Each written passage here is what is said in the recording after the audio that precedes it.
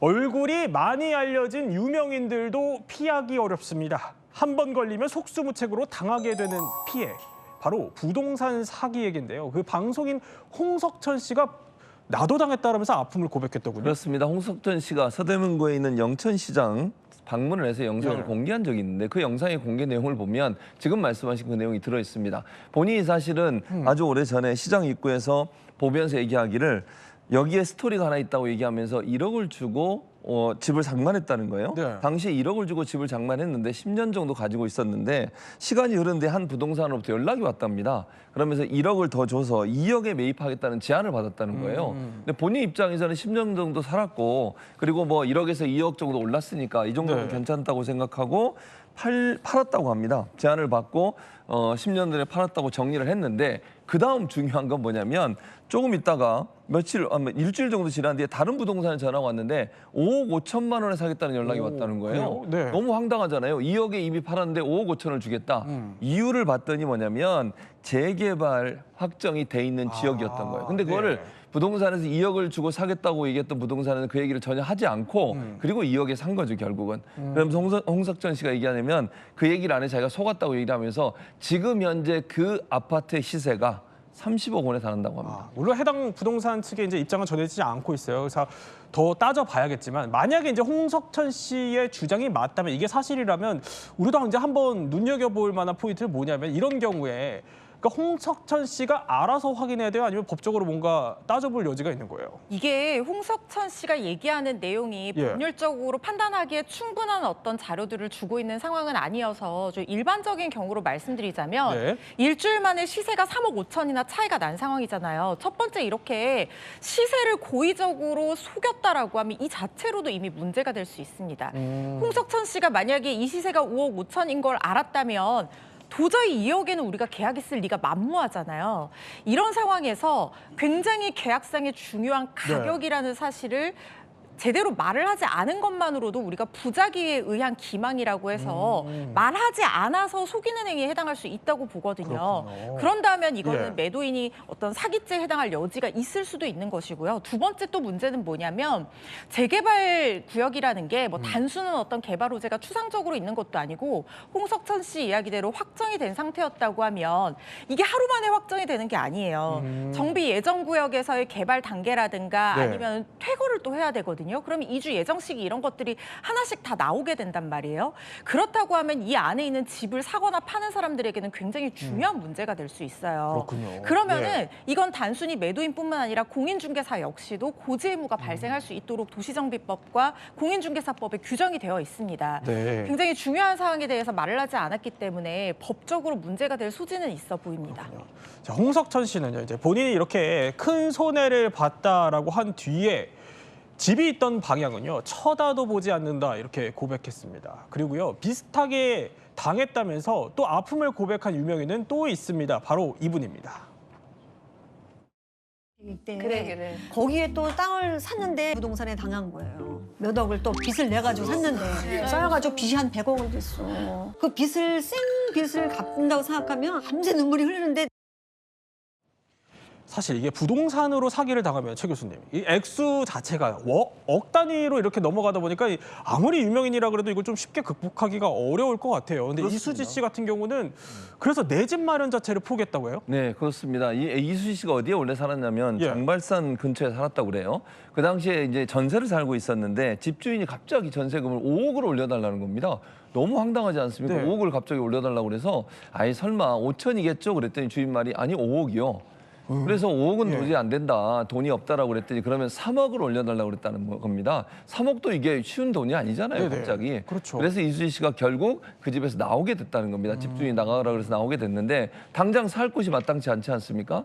그래서 집을 구매하기 위해서 파주로 갔다고 합니다.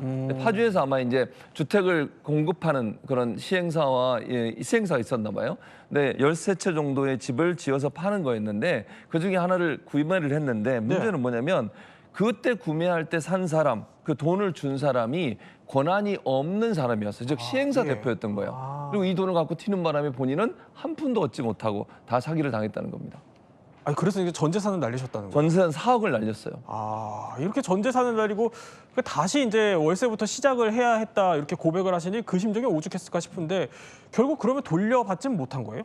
아직까지 돌려받았다는 얘기가 나오지 않는 걸로 봐서 이수지 씨는 그냥 그거는 날린 셈 치고 지금 그냥 활동을 열심히 그래요. 하는 데 집중하고 있는 상황으로 보이는데 예. 사실 변호사 입장에서 보면 이런 게 제일 안타까운 사례예요. 소송에서 다 이겨놓고 그 채무자가 실제로 본인 명의의 재산이 하나도 없어서 네. 결국엔 판결문대로 집행을 하지 못하는 그런 사건인 거거든요. 그런데 사람들 중에는 이 채무자는 정말 돈이 없었을 수도 있지만 사람들 중에는 재산 있으면서 다른 사람 명의로 다 돌려놓고 일부러 이렇게 집행을 피하는 경우도 있어요. 아, 그래요? 그렇게 된다고 하면 사실상 판결문 들고 그거 하나하나 재산 찾아서 집행해야 되는데 그 사람 명의로 재산이 없으면 설령 아내 명의로 재산이 있다, 자식 명의로 재산이 있다 하더라도 네네. 채권자 입장에서는 그걸 손을 댈 수가 없거든요. 그래서 사실 소송에 들어갈 때 이런 집행 가능성까지도 우리가 좀 염두에 두고 소송을 해야 하는데 이수지 씨 입장에서는 아마 이런 굉장히 잘못된 사례에 걸려든 것 같아서 무척 안타깝습니다. 혹시 이런 게 최성 평론가 네. 유명인이라서 노리고 당한 거다 그런 건 아니에요? 그런 거 아니에요. 이게 일반인, 뭐 유명인 가리지 네. 않습니다. 이거는 보니까 패턴이 있어요. 뭐냐면 바지 사장이라고가 이게 대리 사장이죠. 오너가 아닌 사람이 대리 사장 앞세워가지고 계약금, 중도금 챙기고 그다음에 그 토지담보 대출까지 최대한 끌어모은 뒤에 바로 이제 여기서 일종의 부도를 내고 날아가는 일종의 분양 사기는 일종의 패턴 같은 건데 이게 하도 이런 일들이 잦다 보니까 얼마 전에 왜 화제가 된 드라마 있죠? 서울 자가에서 대기업 다니는 뭐 김 부장 이야기가 네. 있었는데 거기서도 퇴직금을 몽땅 분양 사기에 날리는 장면이 많은 시청자들의 공감을 샀다는 얘기가 이게 퇴직금까지 이렇게 사실 잡혀가지고 날리는 경우들이 비일비재하기 때문에 그래요.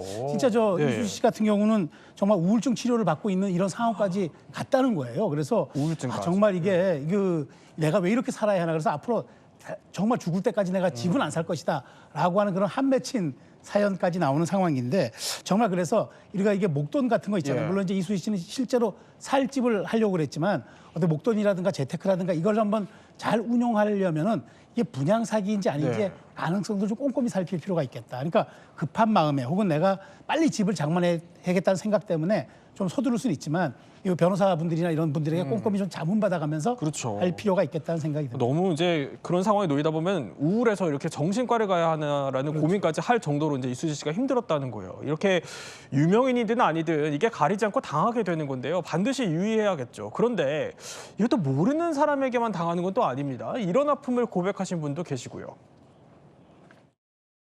전세 사기라는 걸 사실은 많이 들어보지만 내가 당할 거라고 생각을 못 하잖아. 당연히 보증금은 내면 당연히 돌려주겠지 이렇게 생각하잖아. 그렇지. 아는 사람이고 너 줄 거야 하면서 벌써 2년이 지났는데 근데 이제 그게 한 5억 정도 되거든 사실. 가족들한테는 얘기를 했는데 이 방송을 보고 이제 가족이 한 거야.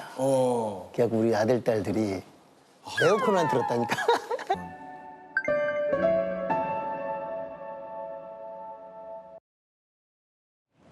사실 이게 전세 사기라는 게 뭐 작정하고 하면 이게 뭐 유명인도 그 앞에서는 당할 수밖에 없어요. 그렇죠. 뭐 누가 피해갈 수 있겠습니까? 사기라고 하는 거 전세사기 당하는 사람들 보면 유명인이든 일반인이든 관계없이 정말 억울하게 일을 당하는 경우들이 많습니다. 지금 뭐 양치승 씨 얘기도 나왔습니다만 서현진 씨하고 덱스 씨도 비슷한 경우를 당했는데요. 그래요? 서현진 씨 같은 경우에는요.